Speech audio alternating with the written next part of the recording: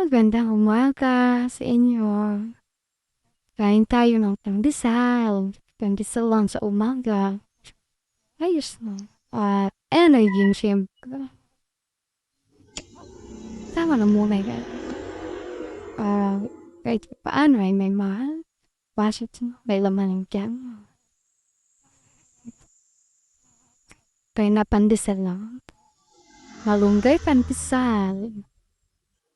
At siyempre, kailangan natin kumain ng kahit ng konti kasi inom tayo ng gamot. Ayan po. Gamot po yan sa heart.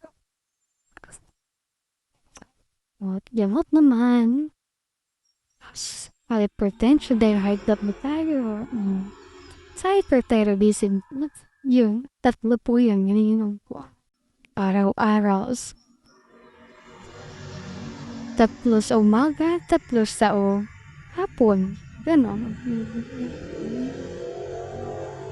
Hirap pang may nararamdaman sa buhay talaga. Sa edad kong to, naiinom na ako mga gamot. Pero ayos lang. Basta ba, gumaling tayo. At maging maayos ng buhay. Ang ating katawan, walang normal, gano'n. Pag di ka naman kasi uminom ng gamot, ay napo po. Daming masakit sa katawan at hindi ka makatulog. Hindi ka makatulog pag umaga, gano'n. Parang hindi ka antiting. Parang lagi kang pagod. Kaya, ganun talaga. Iinom ka din. Pero, kasama ang energy. Wow.